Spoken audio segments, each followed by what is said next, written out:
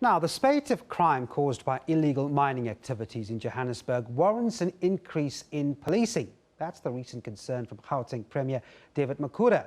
Gang battles between groups of armed illegal miners known as zamas has resulted in many illegal miners being killed underground. Many of the conflicts are turf wars as gangs battle for control of mine shafts. But is there an answer in the structure of the mining industry? Well, Christopher Rutledge is the Mining and Extractives Coordinator at Action Aid in South Africa.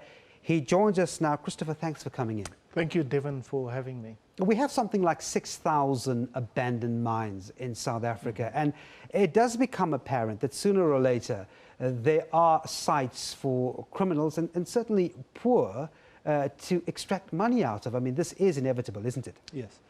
Yes, Devon, I think the one point that we need to make about the 6,000 odd abandoned mines is that we don't know that all of them have been rehabilitated. In fact, we would suggest that because there are no closure certificates issued by the DMR on these 6,000 mines, that none of them have been rehabilitated. So in other words, closed off and kind of restored to a ecological condition. Yeah. So what we have is these open pits that remain dotted across the country, and we have miners, many of them who have been in the industry, who now find themselves as unemployed, who are accessing these open pits.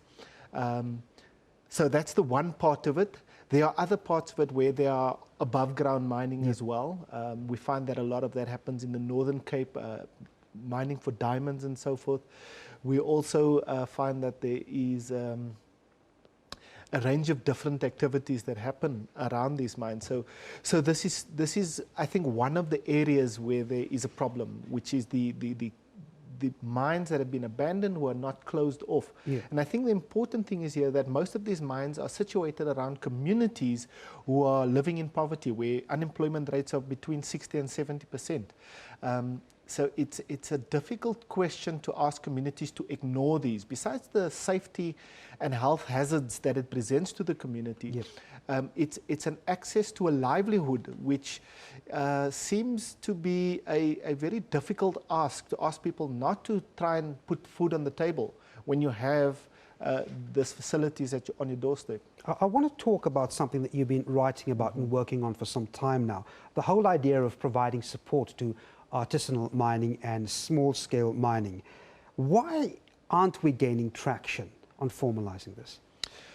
Look, I think there's two problems. The one is the way that our law is structured. Our law really only recognizes large-scale miners, which is the corporates, the Lonmans, the Anglos, and so forth, and then small-scale miners. Now, small-scale miners are those miners who are able to access some funding and to get a limited amount of equipment, and then are able to access sites where they could mine. And this has a process which is a very strenuous process. So really what you're talking about is not an access for unemployed people that can find opportunity. It's really a small group of people who are going to have to fill in huge amounts of documents to get access to these mines. And then you have artisanal miners, which are miners who don't use mechanized equipment, basically utilize a spade and a shovel and rudimentary equipment, and they access the mines and they extract these minerals.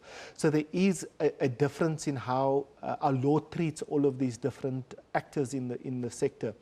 The one actor that it does exclude completely is artisanal miners. This is the small guys that are not using equipment.